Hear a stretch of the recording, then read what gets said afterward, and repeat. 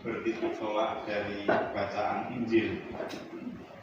Dalam Injil tadi kita mendapat gambaran sosok Yesus yang berbeda dari biasanya. Biasanya Yesus digambarkan sebagai orang yang sedang mengajar, sedang berdoa, sedang menyembuhkan orang sakit, dan seperti itu. Tetapi Injil pada hari ini berbicara tentang Yesus yang sedang marah. Pertanyaannya adalah, mengapa Yesus harus marah? Mari kita cari jawabannya pelan-pelan. Pada waktu itu orang-orang Yahudi sedang mempersiapkan diri untuk perayaan Paskah. Perayaan Paskah artinya mereka bersyukur memperingati pembebasan bangsa Israel dari Mesir. Dan setiap kali ada perayaan Paskah, banyak orang dari berbagai macam kota, dari berbagai macam desa datang ke Bait Suci untuk memberi persembahan. Persembahannya apa? Persembahannya adalah lembu, kambing, domba, merpati, mungkin juga ada babi dan sebagainya.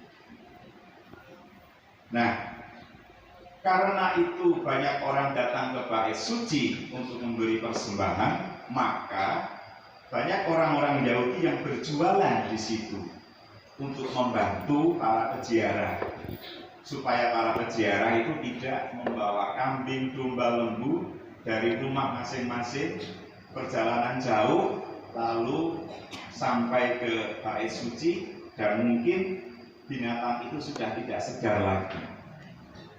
Sampai di sini tidak ada masalah.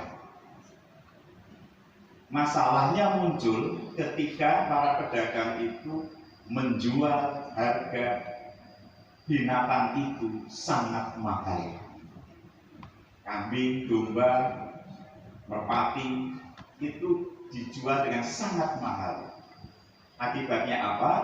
Akibatnya banyak orang yang sudah menyiapkan diri untuk memberi persembahan tidak dapat memberi persembahan. Atau banyak orang yang menderita karena harga hewan yang mahal, lalu mereka tidak bisa beli makan, mereka tidak bisa menginap, lalu banyak orang yang terlantar. Inilah hal pertama yang membuat Yesus marah. Karena banyak orang terlantar gara-gara perilaku para pedagang binatang di dekat atau di dalam Bait Suci. Itu sebab pertama. Sebab kedua, mereka itu berjualan di Bait Suci. Bait Suci itu adalah tempat di mana Allah merendahkan dirinya untuk bertemu dengan umat manusia. Umat manusia tidak mampu bertemu dengan Allah. Maka Allah lah yang turun ke dunia untuk menemui umatnya lewat tempat Bait Suci itu. Seperti saat kita berbicara dengan anak kecil, kita jongkok supaya kita sejajar dengan anak kecil itu, dan anak kecil itu mengetahui apa yang kita omongkan. Demikian juga Allah datang ke dunia supaya kita bisa bertemu dengan Allah itu di Bait Suci. Kalau Bait Suci tempat untuk kehadiran Allah atau Yahweh, maka di situ Bait Suci menjadi tempat yang sakral. Dan ketika tempat yang sakral dipakai sebagai tempat berjualan, jelas para pedagang tidak menghormati, tidak memberikan tempat istimewa bagi Allah. Itulah sebab kedua Yesus marah.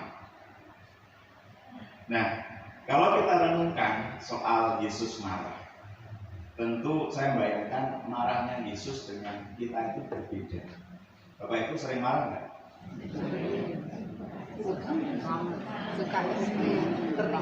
Sehari berapa kali marah? Tak terhitung ya? Ya, tak terhitung. Ya, bisa jadi nanti habis dari gua juga ada yang marah-marah kok. Bedanya marah kita dengan Yesus apa?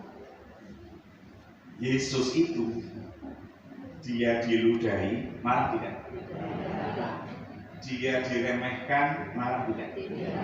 Yesus ditangkap, marah tidak? Yesus disalib, marah tidak? Kita diejek, marah enggak? Nah, itu bedanya kita dengan Yesus. Kalau egoisme kita disinggung oleh orang lain, kita marah. Harga diri kita disentil orang lain, kita marah. Kita diremehkan, kita marah. Tetapi Yesus marah bukan karena harga dirinya direndahkan, tetapi karena ia melihat penderitaan orang lain. Siapa? Para peziarah yang tidak mampu membeli hewan kurban karena mahal. Dan juga orang-orang yang memperlakukan bait suci sebagai tempat yang tidak suci lagi. Jadi kalau berhubungan dengan dunia Yesus, dia tidak akan marah.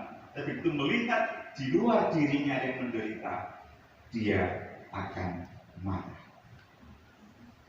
Nah, dari sini kira-kira apa yang bisa kita renungkan, paling tidak kita hidupi selama 7 hari ke depan terkait dengan bacaan pada Minggu Prapaskah yang ketiga ini dan juga novena kita yang kedua. Saya ingin menawarkan beberapa permenungan. Yang pertama, kita memahami bahwa bait suci itu bukan hanya sebuah bangunan saja. Kita ingat Rasul Paulus di dalam suratnya kepada umat di Korintus yang pertama, bab 3 ayat 16 dikatakan demikian. Tidak tahukah kamu bahwa kamu adalah bait Allah dan Roh Allah ada di dalam kamu. 1 Korintus 3 ayat 16. Dari sini kita diajak untuk menyadari bahwa kita ini adalah bait Allah yang hidup, karena Allah ada di dalam diri kita. Seperti dalam perjanjian lama tadi, Allah turun ke dalam bait suci yang adalah bangunan. Jadi Paulus menyadari kita bahwa Allah hadir dalam bait suci yang hidup, yaitu diri kita masing-masing. Kalau Allah itu ada dalam hati kita, maka kita diajak untuk berupaya mengelola, mengendalikan pikiran, perasaan, emosi, keinginan, dan cenderungan kita supaya tidak menjadi diri kita itu jatuh ke dalam dosa. Kita kendalikan pikiran kita kendalikan mata kita kendalikan mulut kita. Kalau saya boleh tanya, di antara pikiran, mulut, dan mata, mana yang sering menjadi sumber dosa?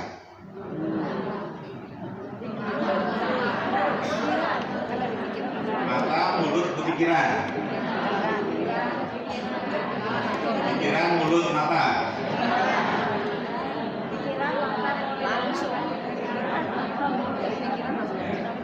Nanti tinggal dihitung saja sehari ini yang paling banyak sumber dosanya di pikiran, mata, atau di mulut, atau di tangan. Kalau kita menyadari bahwa kita bait Allah yang hidup, yang bisa jalan kemana-mana dan ada Roh Allah dalam diri kita, rasanya malu kalau pikiran kita menjadi sumber dosa, mulut kita menjadi sumber dosa, mata kita menjadi sumber dosa. Maka menjadi bait Allah yang hidup, kita ajak untuk mari kita mulai kendalikan seperti Maria. Maria adalah pribadi yang mampu mengendalikan dirinya, dan itu ia lakukan semenjak ia menyanggupi untuk mendapat tugas mulia, yaitu menjadi bunda dari Yesus sendiri. Terjadilah padaku menurut perkataanku. Oh ya, nanti pada nyimak semua ya. Terjadilah padaku menurut perkataanmu. Mu-nya adalah mu Tuhan. Semenjak ia mengatakan demikian, ia selalu taat dan patuh kepada Allah. Dalam keadaan apapun dia patuh, taat, punya komitmen untuk selalu melaksanakan apa yang Allah kehendaki.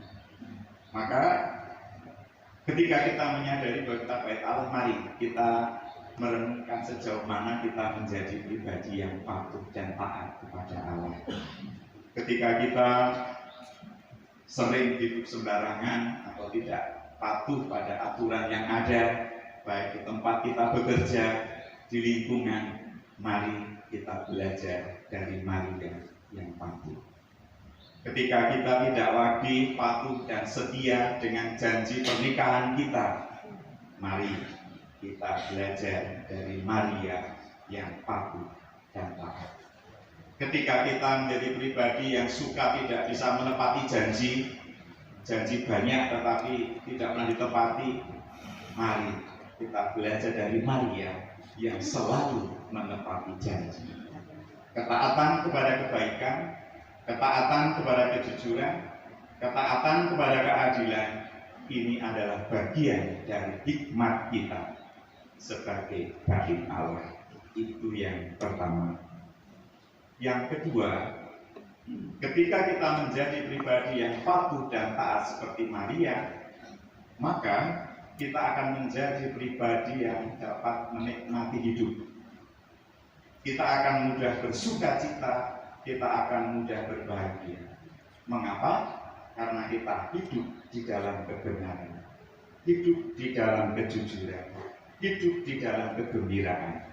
Bahkan tidak hanya happy, tapi kita menjadi pribadi yang tangguh, menjadi pribadi yang kuat.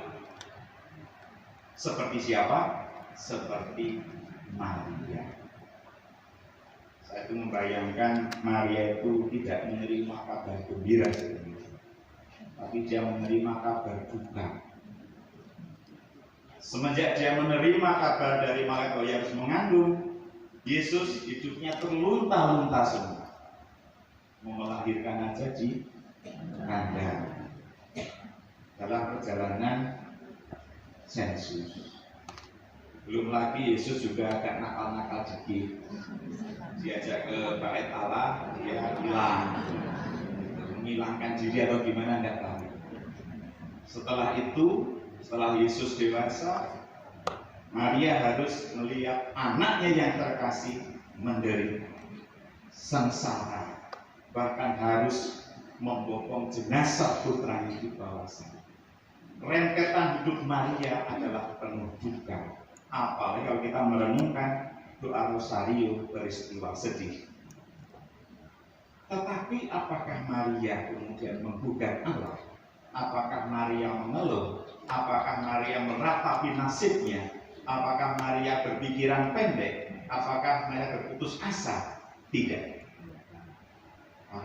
Dia merasakan dalam dirinya ada Allah yang dimana selalu menemani hidupnya, maka ia menjadi kuat. Nah, ketika di antara Bapak Ibu hari ini ada yang gelisah dan khawatir, mari belajar kepada Maria. Ada yang putus asa, kemudian ada yang punya beban berat, mari kita belajar dari Maria. Ketika kita menghadapi banyak persoalan dan menemukan jalan keluar, tidak usah berputus asa. Mari seperti Maria. Maria itu perempuan, tapi ketangguhannya melebihi laki-laki. Maria itu perempuan, tetapi kebesaran hatinya melebihi laki-laki. Itulah kekuatan yang luar biasa ketika kita menyadari Roh Allah ada dalam diri kita dan kita berjalan bersama dengan Dia. Kemuliaan kepada Bapa dan Putra dan Roh Kudus. Mari kita